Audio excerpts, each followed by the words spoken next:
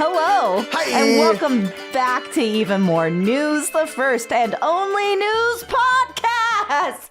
What has gotten into me? I'm Katy Stoll. Tea? Has tea gotten into you? You're drinking Katy tea. is currently getting right into me. Hi, Katy Stoll. Hi. We're just going to breeze past that. I'm Cody Johnston is the name of me. Hi. And sorry, folks, hate to break it to you, Jonathan is not also He's here. not also with us. But love to break it to you. We have some more news. Director Will Gordh with us. Hi, everybody. The crowd goes wild. So The people are loving this. They're loving it immediately. They are am I loving standing it. for They're eating it up. Jonathan or Katy No. or Cody? Like, who am I? Oh, no. In the No, You are our guest. You are Okay, your own okay. entity, and this show will be very similar to every show, but different. It'll have its own flavor. You don't need to Don't be. let anybody put you in a box, except the little boxes we're in on the screen. Yeah, you have to stay in that. Yeah. I do. Yeah, I'm you trapped in do, there. and it's for the best because I'll just tell everybody right now. I've got a bit of a cold, so it's kind of good that we're in our boxes, so I'm not breathing on you. But That's don't fair. worry, I've got beverages Nice. Stay and hydrated. these little guys. Good. Yep. In case I start coughing. What are those little guys for our listeners? They're little Bing cherry flavor lozenges. Lozenges. Lozenges. Do you say lozenge or I say lozenge. Lozenge. I don't know why. Yeah. Lozenge. I don't know where I got lozenge. It's a fun way to say it. Mm. It If is. you're, don't if you're not think that's feeling what it's good, called. you know, you got to have a little fun. You gotta have a little fun. And boy, are we. Laughter's the best Having medicine. it. Lozenge. Laughter is the best medicine. Before we get started, we do have some holidays. This one's appropriate for someone that's sick. July 12th is National Eat Your Jello Day. Are you supposed to eat Jello when you're sick? That's not something I've heard before. I've heard that before. I don't know. They give it to you in the hospital. Yeah. Oh, It's easy to that's keep true. down. It's mostly, You know, when you're it's recovering, mostly water. it's- It's a good way to Yeah, and You hydrate. don't have flavor. to bite it. Fun fact: we use Jello as the eggs, the corn cream eggs in the Reagan episode. Check it out. That is true. In the episode that is currently online that was released this week Whoa, about that was Ronnie such a good Rago, plug. So the much disgusting corn eggs are Jello. There's still 2 of them in the fridge. That's right, there are. Oh, I hate that We're for gonna when I keep get them there back. until you get back.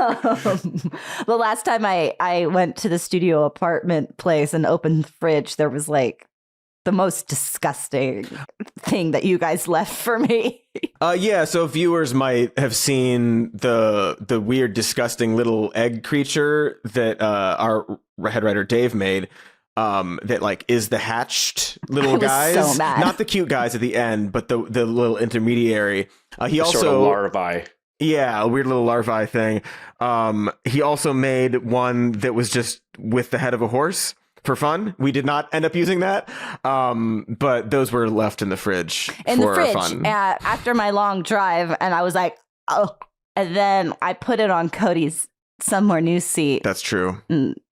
But he saw it so fast, I was I mad. did. It's like I wanted it to be like you're ready to go. You're Do you want me to setting up sit the on it? shot. Yes, that It was was the sort- point. No, It's sort of like that scene from The Godfather, you know, but much smaller. exactly. You roll over, Yeah. and exactly. Except it's the fridge, and it's a little guy. It's also National Delaware Day, which is a good tie-in to the general Joe theme of the Biden. Our episode. hero, the Joe guy, Biden. the guardian Yeah. of democracy. The guardian of democracy. I want to acknowledge for the audience and for myself, we were supposed to record this week's episode many hours ago. But then we saw right before we were going to record that Joe Biden was having a press conference at 3:30. We were like, okay, we'll wait. We should wait. We'll Yeah. watch the show, the big show at 3:30, and then we'll record after. And I'll be gosh darned if that man took a solid hour Yeah, he did take a of solid the hour. entire country sitting around waiting. News stations have abandoned programming and they are filling, they are fluffing, they are ramping. Yeah. But anyway, he did show up It's- and he had a show. He did a good job. Did a job. He did. So we're going to start there. We're going to start by talking I'll about just that. say before we get into it, that hour, it's one of those, like, Biden's always kind of late to these sort of things. He's very late this time, and it seems it's just like this sort of like not really taking what's going on into account and not taking the media into account, because if you say you have a press conference and then you're an hour late, that gives them an hour to talk about why we're all here, which is to see if he's got it together. It's just like it feeds into it. It's a long time where they have to fill that time because they've decided. Even my mom was texting me. My mom goes, "Sorry, Patty. Maybe he has diarrhea and is stuck on the toilet," is the first thing she said. And then eventually she says, "Oh no, I'm starting to think he's dead." And that's not the thing that you want people to say. That's not good. I think a lot of people sort of have those feelings about it. And I guess we're getting into the conversation about it. It's just not, it's an unfortunate situation to be in right now. Who knows what's going to happen if the weekend will change his mind. Well, I don't know. Who knows? It's unfortunate that this is how it is for the next 4 months. Like every single time he's going to have one of these, it's going to be like, is it going to go? Like there's this sort of brace yourself element to every time he has one of these events. And that's not good, but maybe it'll be fine. So we got this. But maybe it'll be fine. But he did say the whole thing, I mean, there's so much to be said about it, but the whole thing did end on a weird note.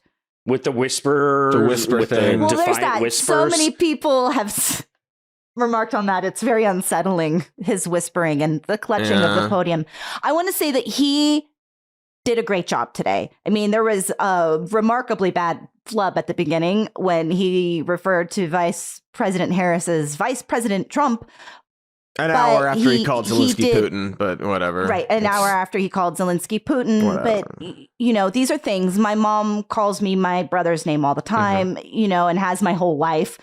But it's alarming on this stage with our president. But he did a good job, but it did seem hard. It did seem like he was really doing his damnedest to keep the right words from coming out, Yeah, there's a strain that it always sort of feels like is present over. Yeah, it's interesting. I feel like the thing that was most interesting is how status quo it keeps everything. And you were talking, Cody, about like how it's just going to be this sort of Groundhog Day of like each time Biden comes up, is he going to collapse on stage or is he going to sound coherent? Is it a coin flip? And it's like part of me, I had a weird feeling because he was doing good. And in terms of he seemed energetic, alert and all that stuff. And part of me almost wanted, like, I want some sort of definitive situation where it's like, okay, we got to get rid of this guy and he's going to leave, or he's really ready for it. And I feel like this is going to keep us in a perpetual place of indecision so that no decision will be made. That's the extra frustrating thing, right? Because he's clearly like decided in his mind and based off of Hunter's recommendations, apparently, that he's sticking with it unless something like drastic happens. But like, there's no, like, we can't unsee the debate. And there's this sort of like running out the clock sort of element to it, it seems, where like, for the past 2 weeks, he's not done anything like this. He did that like 20-minute Stephanopoulos interview. But it just seems like, if I like withhold and like do this, then I can get to the convention. And there's some things, I'll look at the transcript maybe, but like there were some times when he sort of talked about it in this way, and he might not have be intentional, but some of the way he talks sometimes seems like he's just focused on like getting to the convention and getting the nomination and like doing that. Like that's how he's talking about it.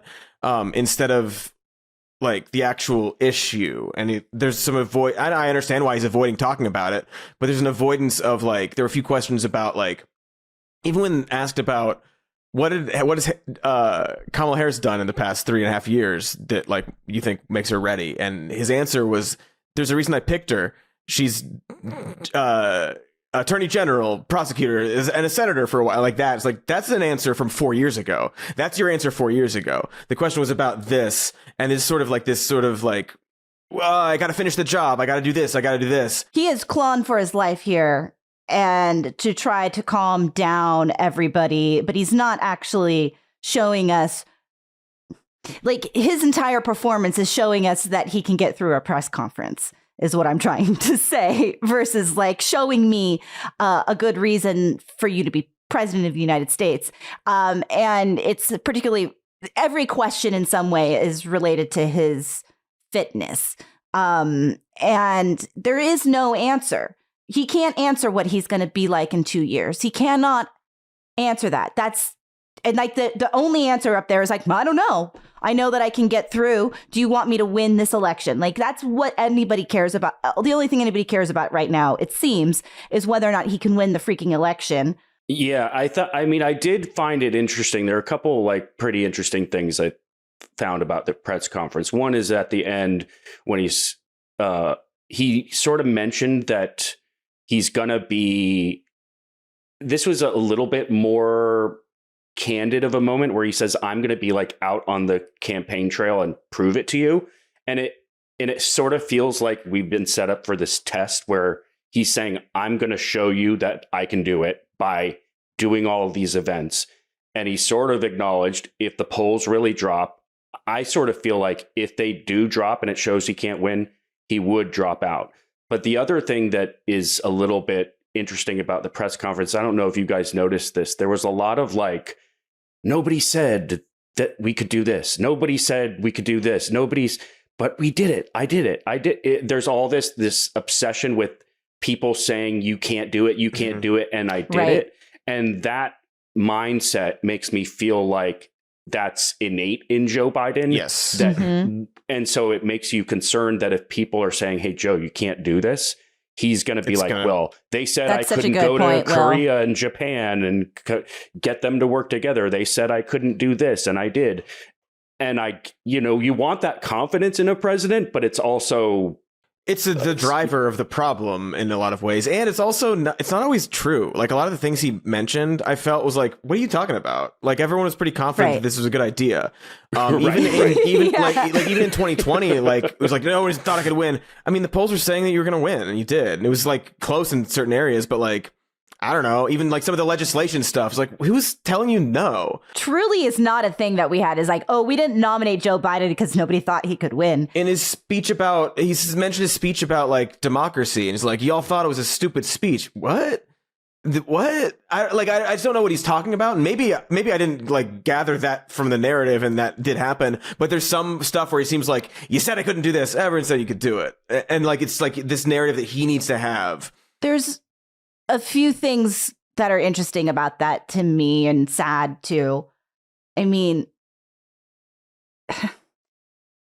we're not good at aging in this country. We don't, and especially people in power with age, and if he has this narrative in his mind of him always being the underdog, always being second fiddle, all of this, that, or the other, he's finally achieved it at truly the end of his life. And I think that there's a lot of identity on a personal level. I don't know, I'm inferring here, but I think that can be a hard thing to let go of. We see it all the time. So there's a little bit of that, but it felt very desperate too.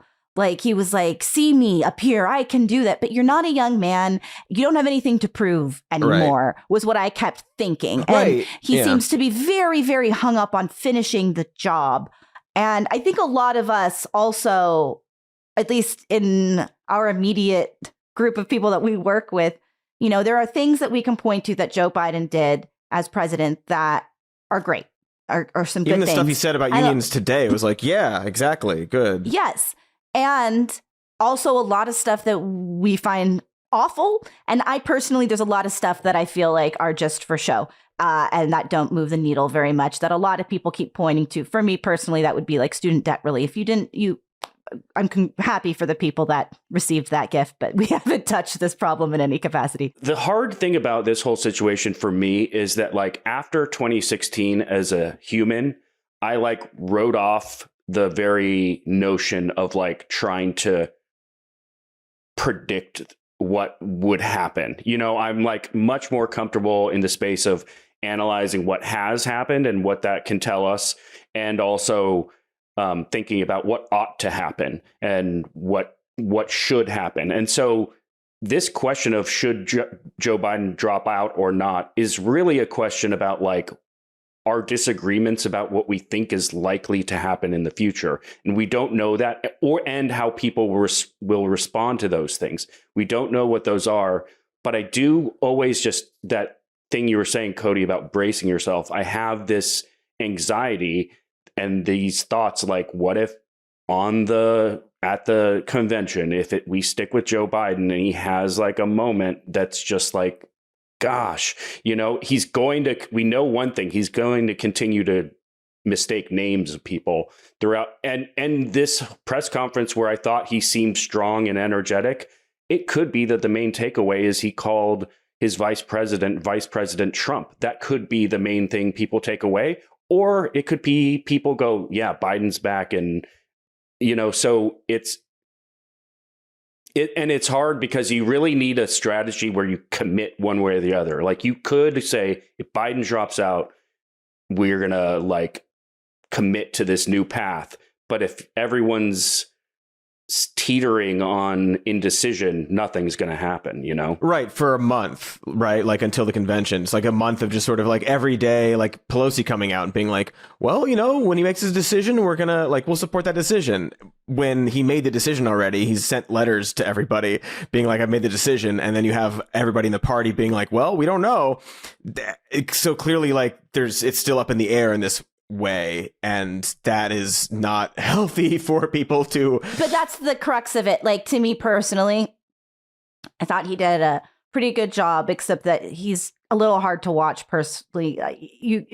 It's like watching ice skating. I feel like someone's going to fall any minute. It is the bracing, but but he did a good job for Joe Biden up there, and it was good to see him not looking like he was literally at death's door.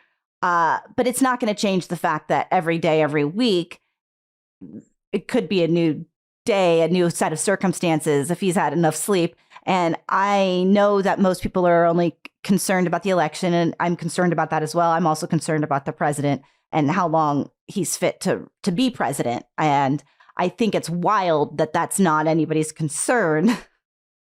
And, and they're like, oh, he can always retire or die once he's in office and have Kamala. That's true. But also look what we did with Dianne Feinstein. And there's no telling what that looks like. If the theory is like, well, we'll get him over the finish line. And then if he dies or like whatever, he steps down, then we got Kamala. That's not super confidence building when like your whole like pitch is like, he'll just die.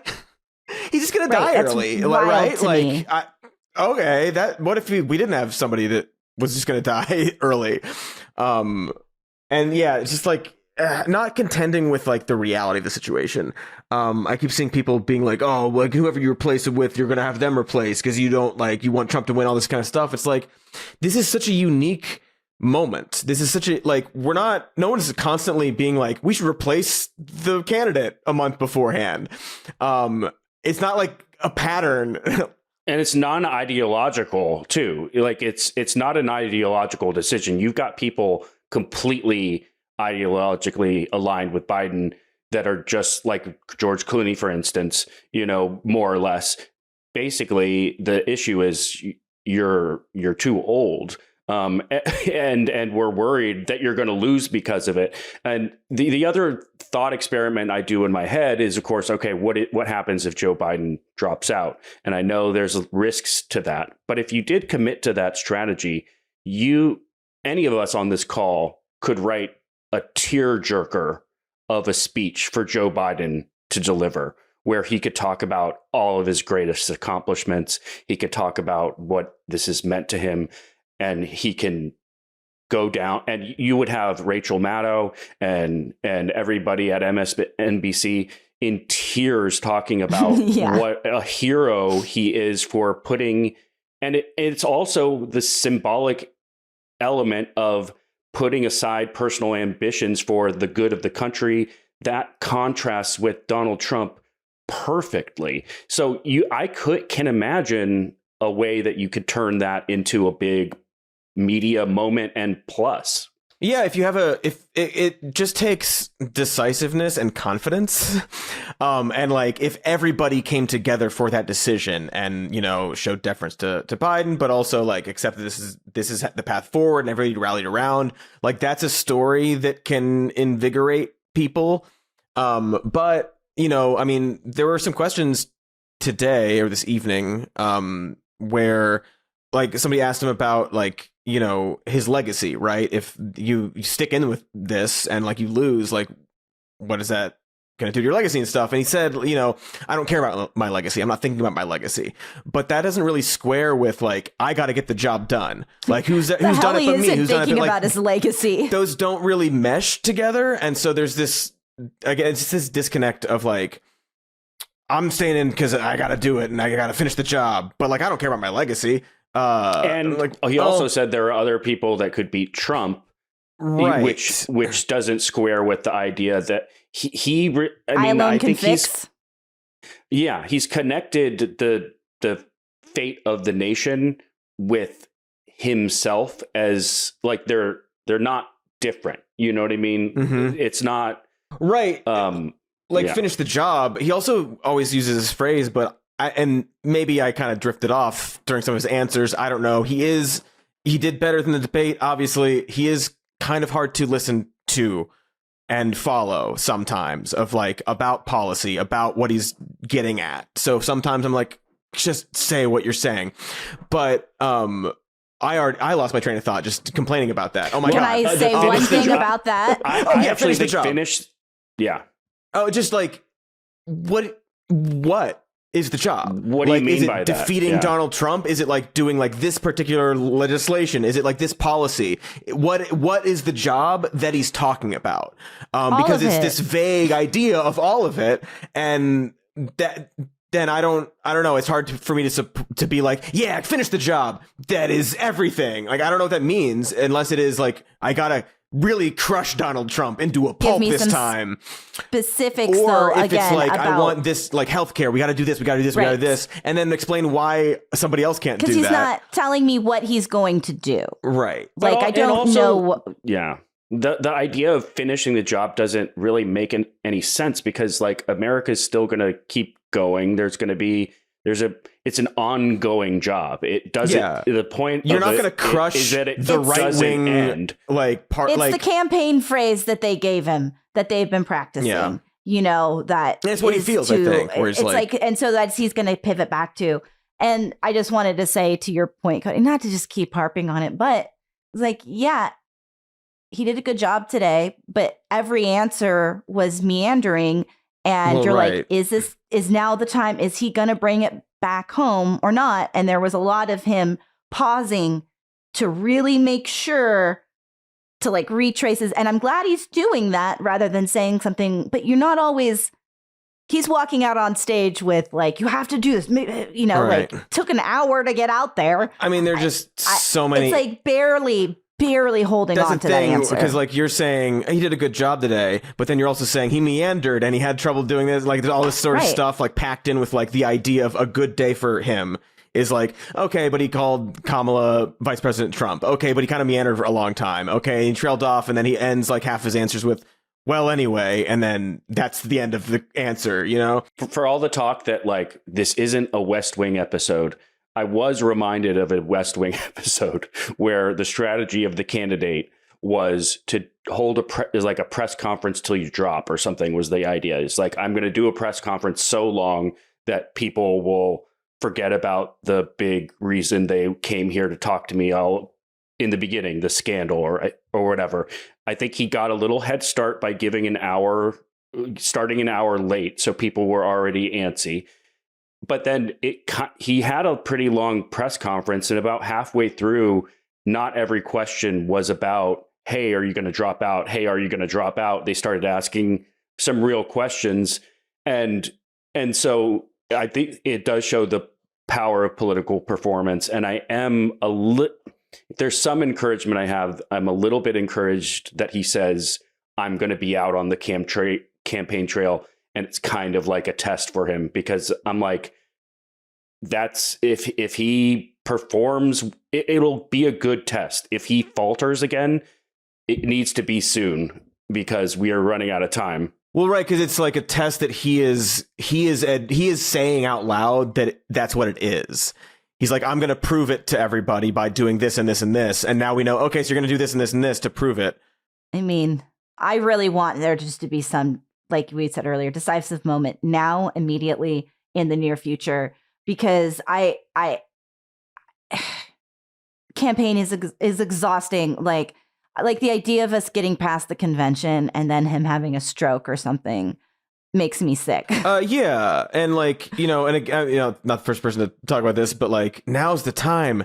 The convention for the Republicans is next week. You can take all that. You can take all that attention. Obviously, they would be like, the Dems are in disarray while we're united again behind Trump.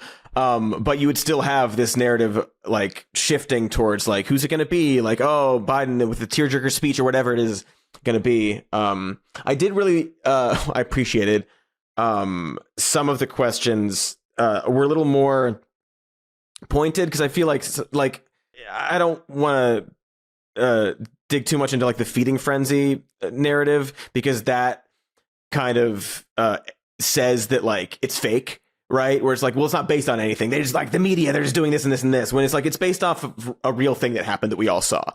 But some of the questions, I'm just like, why are you asking this again? Like, this isn't a question. Like, when are you going to drop out? And then the next person's like, when are you going to drop out? It's like that kind of stuff. But one person asked about the thing that he had alluded to when he was running. Was it about how he's going to be a transitional candidate? How he is a transitional I really role. appreciated that. Really disappointing answer that didn't answer the question at all. Like I was like, oh, finally, like a good question about this kind of thing, about the problem that we're up against. And he did not answer the question. And the last thing he said, first of all, like his answer was like, well, what changed was, her question was like, what changed from you saying you're going to be the transitional candidate to now? And he said, what changed is the gravity of the situation I inherited. No, it didn't. I don't know what that means, because we were in the middle of a pandemic when you were elected. Donald Trump was the president when you were elected. What, like, did the gravity get heavier? I don't know what he's talking about when he says that. Has it gotten heavier in the 4 years since you've been in office? And also, as he touted for about the past 3.5 years, all the progress that's been made, and like, oh, inflation is going down, unemployment's down, all these positive economic indicators that he's talking about. Is like, but the gravity of the situation I inherited is worse than I thought, and so I have to stick around for 4 more years until I actually die, like a month in. So like, it's just not an answer, and it's fake, or it's a real answer, and that's concerning. If you didn't understand the gravity of the situation until now, you're like, well, I really got to stick to it. That's not great. It's not an answer. It's politics. It's just some random answer. And I want to read just the last part of this answer, which is, if tomorrow there was a lineup and I hadn't inherited what I did, and we just move things along anyway, it's going to change. I don't know, man. Maybe you should like pass that problem on to somebody else. It's just, again, he should have just said that he did. It wasn't a real answer. The real answer is that he changed his mind and he wants to stay president, and he thinks he's a good president and that he'll continue to be a good president. I would have just preferred, you know what? I realize that I really want to.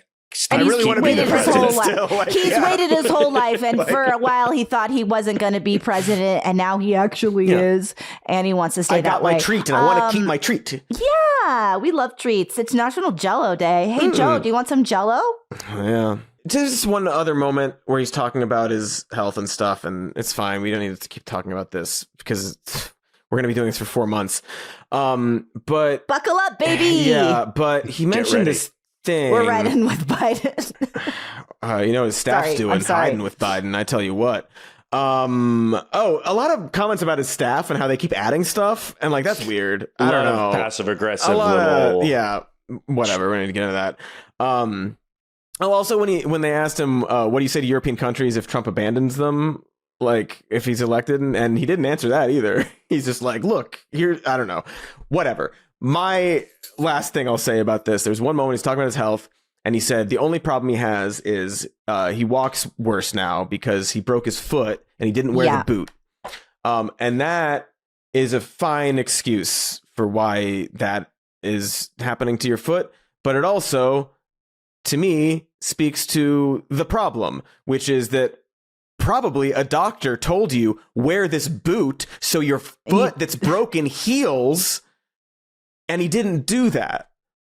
And that to me is like very emblematic of the dynamic going on here. Yeah, like for sure. And part of it being like, oh, I can't show weakness with a broken foot. But you're not healing yourself. You're doing something that is at a disservice to your own health. Yeah. To present an image. That's the best possible. Oh, yeah. No, I know why. It's like, yeah, you don't want to wear the boot because you don't want people to see him wear the boot and so on and so forth. But now here we are. A story that they've created. My opinion has always been like the claims of dementia and things of like that nature are, I don't, that's way too far. Like he's an old man and he's lost a step and he's going to continue to get older. Like, and, you know, there's sort of two questions. One is, can he beat Donald Trump? The other is, can he be an effective president? I think that probably for the most part now, he probably more or less can. A lot of the job is judgment. The part of the job that's communication, he's definitely suffering. There are people that could do that job better. What I don't have confidence in is where he's going to be in 3 years from now.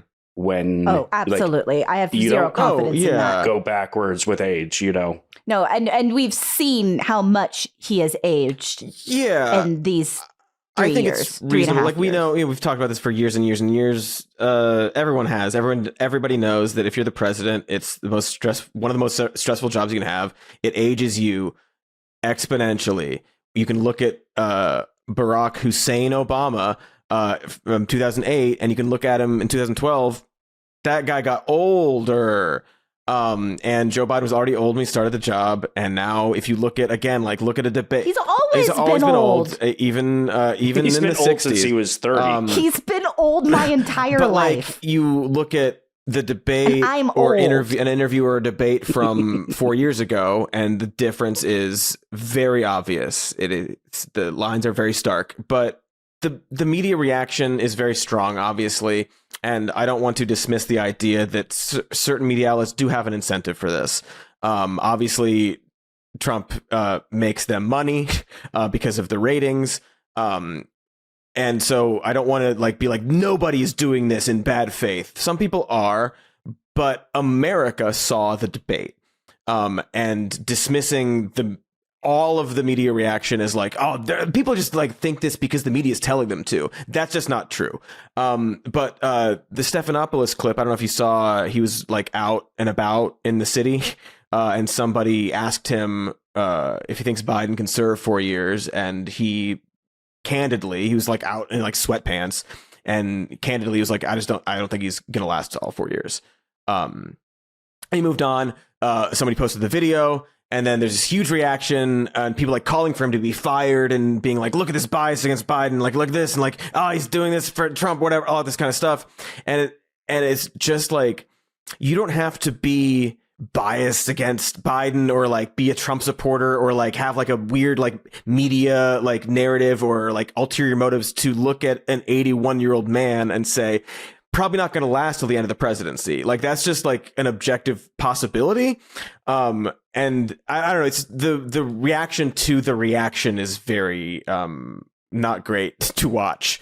So all the oxygen gets sucked out of the air because we're only talking about his fitness, and there are so many other things to talk about. And there are huge things at stake in this next term. And but it's not all about the president. There are other races that we need to win. And one thing that does feel encouraging is that Democratic Senate candidates and in swing states are all very much ahead of Biden in polling. And I do worry about a lack of enthusiasm for Joe Biden affecting that's why they're these other things that are going to be vital, because I don't know. I don't even know that Joe Biden can win this race. I don't know that there's anything that can be done at this point for Joe Biden to win.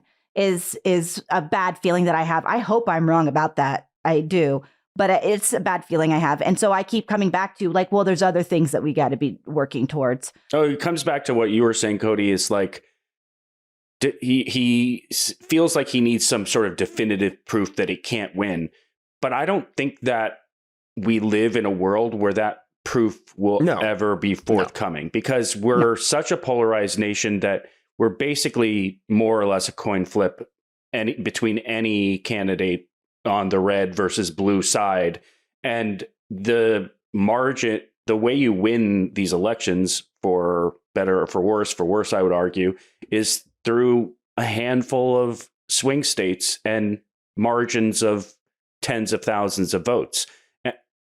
And so you're always that proof that he's going to require, I don't think it's even really possible in today's world. No, I don't think there's that's why this situation is so impossible and frustrating and anxiety inducing, and everybody hates everybody, because, and maybe we don't talk about this enough when we're talking about the president. Let's be fair. Like, yeah, you don't talk about Trump enough. Well, Joe Biden's the president, and we want Donald Trump to not be the president. And so if there are issues there, we should talk about them. But, a lot, like, people are bringing up Project 2025 a lot, obviously, and there are these elements that are really not good. And I forget why I started talking about this. I'm so sorry. I've got Biden problems. We were talking Joe about Biden. polling and the stakes ahead of us and how this sucks up all the oxygen in the room, this conversation, when there are things that are very, very important. Right. It's the anxiety and the stress of all of this, and everybody is mad at everybody.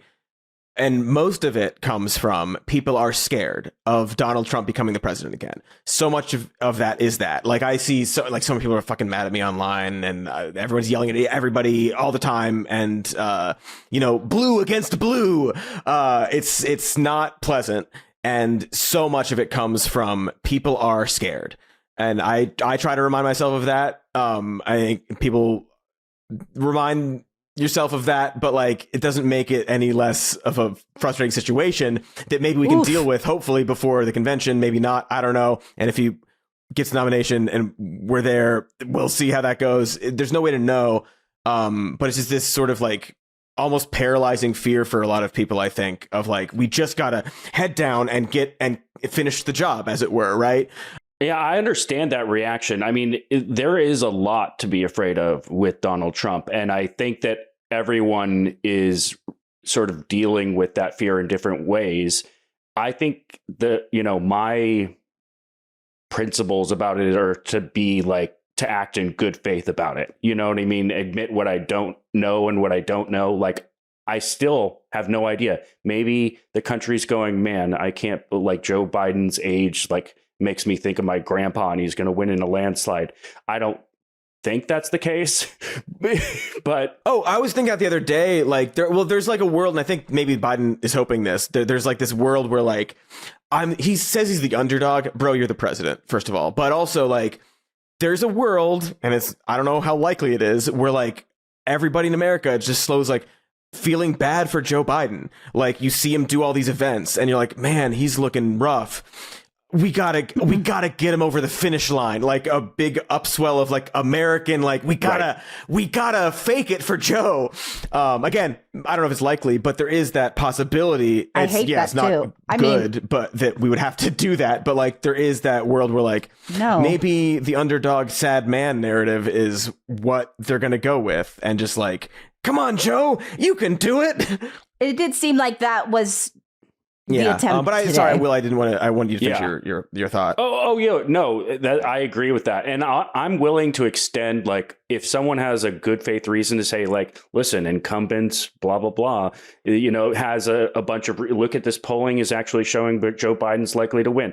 I'll listen to it. Like, I'm not, but if that same person is going to make arguments about how, like, it would be impossible for Kamala Harris to win, for example, then, and I'm seeing the polling, and they are too. They just don't want to. That I've seen, then I don't believe you. There are risks to that idea too, but you have to acknowledge that there are potential pluses to having, like, an accomplished Black woman who can prosecute a case, making arguments about the, women's healthcare in an election where Dobbs ruling. All of it. I mean, I just would love to see her on a debate stage with Donald Trump. Like, I don't want to see you Biden want on to a see a debate stage with person Donald who Trump can again. calmly and eloquently respond to him. He's an absurd person. He's very funny sometimes. He's a monstrous person as well. And he's absurd. And if you have somebody able to just contrast with that, I think we've talked about this on the show. Like, there are these moments where, like, literally he just spouts stuff and she can be like, did you hear that guy? Like, there's a story about that one debate with Hillary where he's, like, following her, kind of like a weird up shark man. It's a weird moment. That was a weird moment, there's for a sure. story reporting from 2018 where they're talking about that, and Kamala's talking about that, and they're like, well, what would you do in this situation? Like, about talking about running in 2020. And she's like, I would just turn around and go, what are you doing? Why are you being so weird? Like, that kind of approach is effective against the weird guy. And I just don't I don't see a lot of that from this current we candidate. need to start a movement to think about, and I'm going to say this sincerely, like, Kamala Harris is cringy for sure in a lot of ways, but maybe it's just, like, my fear response to this election, but I've, like, come around on the other side to the point where I, like, appreciate all those cringy moments and think that she can be the president that you would want to have a glass of Chardonnay with. And her coconut tree thing, I think that's a great point. She's making a great point. It's a good point. She is making a good point. 100%. It is a good point, and it's just the vibe is a little, like, off kilter. You're like, wait, what? But if you think about it, it's like 100%. We've talked about that all the time on the show. There's, and I think there's, like, this sort of, like, these little moments where, like, it's like, oh, she's a real person. Look at her being a real person, even if it's cringy or whatever. But I came around in her last week on this show. So. She's also a serious she's been person. Good the last week. If she's, we've seen her in the Senate questioning people and being, like, the prosecutor version of herself, and it's very effective and serious. And I think, like, there's something to be said about being able to be serious and focused and address those things, and at the same time have this sort of, like, who's this guy? Like, like a real person reacting, which Biden does sometimes too, where he dismisses Trump in a way that's, like, very funny and natural. Yeah, but he's a little shaky.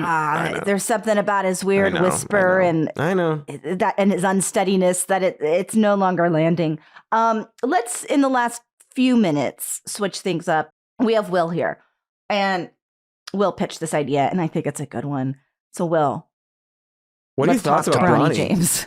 Okay, yeah, Bronny James. I have a lot of thoughts about Bronny James. I know this is not a sports podcast. It is now. I think we can bring this around to bigger societal issues.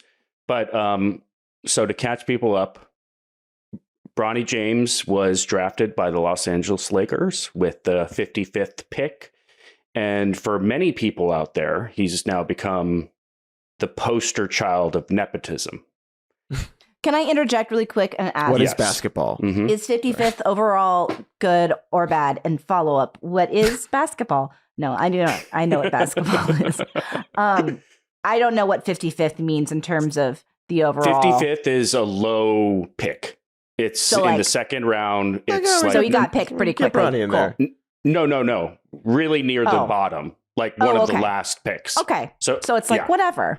Most of the people who are picked 55th, like a lot of them don't pan out and become NBA players. Sure. Right? It's a pretty low risk thing. But so the question is Bronny James the poster child of nepotism? Is that a fair thing to say? I don't think so. I actually think that basketball sports are probably one of the more meritocratic things in our society. Frankly, our entire nation is built on nepotism in politics, in business.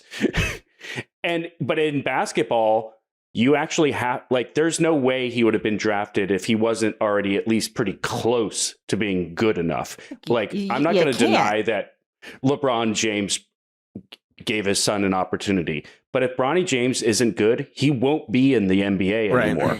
You can't say that for a whole lot of other aspects of American society. We had Jared Kushner through nepotism. His task was to create peace in the Middle East. George W. Bush became president through nepotism, and a million people in Iraq died. Like, there are much higher stakes nepotism choices, and there are situations in our society that are much less meritocratic than a sports game where if you can't play, he's not going to be in the NBA anymore. There's no, and it's like he's got the last name, but if he doesn't have the same talent, then it's not going to be. It's just not. It just doesn't work that way. But also, it's like, well, all of these guys that get drafted, maybe not all of them, but a lot of them have talented fathers who have played basketball with them throughout their lives. Just so happens that his dad is the most talented, and he probably did get really good training his whole life. Like, he probably did grow up playing basketball with the best players in the world. There's an element of like acknowledging the privilege that got you the opportunity, and like acknowledging that, like, well, then I sustained myself, right? Nepo babies is often just talked about in the context of like Hollywood. That's like where the conversation usually is, not the fields that you listed off, Will, which is like everywhere, whether it is in business or government or just like admissions to universities and things like that. Where you don't have to actually even prove that you're qualified or have those skills. It is just connections and names and stuff. And then you stick around. But I think like Hollywood is like the focus of it. I think another good example is Jack Quaid. We've discussed, I don't know if we discussed it before on the show, but he is before the show. We discussed it before Dennis this show Quaid and Meg specifically. Ryan's son. He's on The Boys. I've not seen the new season. Doesn't sound very good, but not for woke reasons, just because it doesn't sound very good, whatever. But he's great on that show. And whenever he is asked about the nepotism question, he's the one actor I've ever seen who like seems to have, maybe there is someone I'm not thinking of, but an answer that's like, yeah, that's reasonable.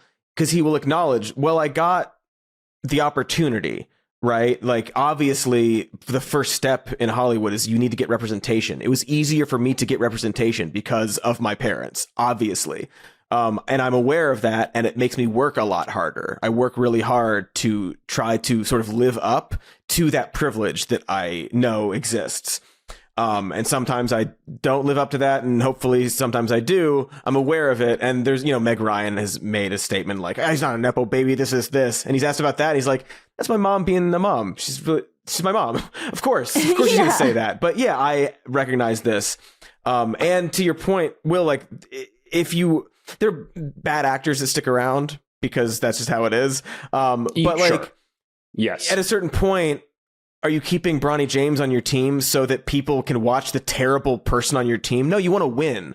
You want to win these games. You're not going to... There's a tangible thing you're doing, trying to attain. If you're not winning the games, you're changing your I almost said cast, but team. Yeah. You're changing and I'm sure your there's team, like an not your initial cast. benefit, right? Where it's like, oh, all eyes are on Bronny, and we've got he's selling his jerseys and stuff. So there's there's incentive there.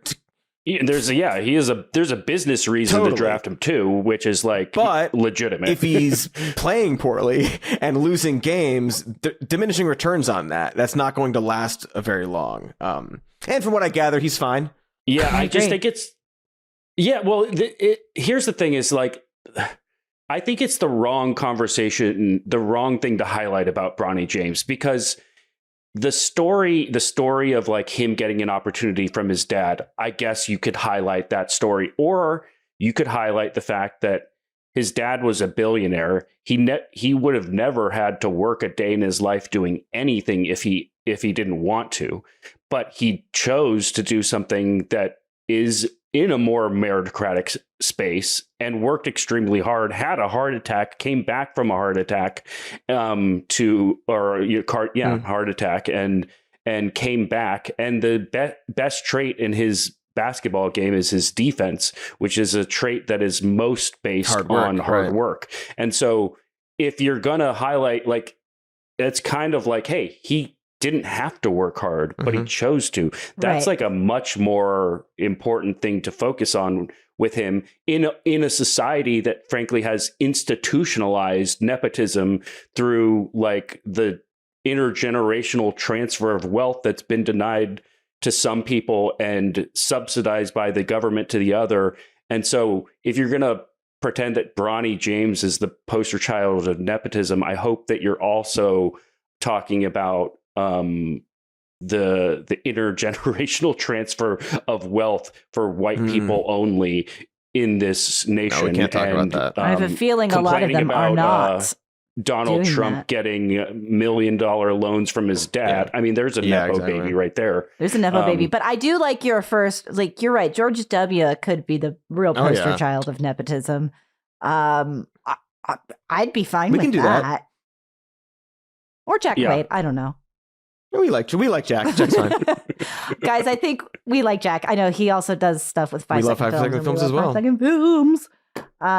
Shout out to them. Shout out to you, Will. Shout out to you. Shout out to Joe Biden. Shout out to Kamala. Shout out to all the greats. Shout out to Gretchen Whitmer, who's being very funny about all this situation. Shout out to AOC. We didn't talk about articles of impeachment. Sure. Her decision to not. We can talk about it next week. I mean, her backing of Biden is whatever. I don't know. Yeah. There's a. So, I'm not going to shout out. There's an argument to be made that if the squad came out and was Biden needs to step down, that would sort of negatively polarize a lot of people to defend Joe Biden because everybody fucking hates them. Yeah, I think that's a decent argument, honestly. It is a decent argument. At the same time, I don't know. She could join the crowd and try to get this to happen, because also the ethnic cleansing is bad, right? We agree that that's bad. So maybe don't get behind them on that. We're so distracted. I promise next week, fans and foes, that we will return to more of a broad spectrum news, because there's lots of stuff that is happening that is awful, and but not right now. Right now, it's Jello time, baby. Happy Jello Day, everybody! Happy Jello Day to Elle, and Will. Thank you for joining us. No problem. I was going to say, do you want to plug something? Do you want to plug our show? Yeah, there's a show I work on. It's called Some More News, and sometimes I am a guest on another show called Even More News, and so you can check that out on YouTube, and our Patreon is patreon.com/somemore news. I don't know. Great plugs. I hear Cody do this every week, and now I'm having a Joe Biden moment. Oh, there's a merch store. Yes. There's a merch store. End plate stuff. Excellent. Yeah, we do have a merch store. Yeah. Nice. We got there, folks. It's not great that whenever we trail off, we're I'm doing a Joe Biden. Not great. I know. I know. Well, yeah, it's gonna be fine. We'll adjust in the next few months, and we'll stay the course. We promise. And just know that no matter what happens out there, we love you very much. Listen here, we love you very much. All right. Anyway, I don't want to. All right. Much.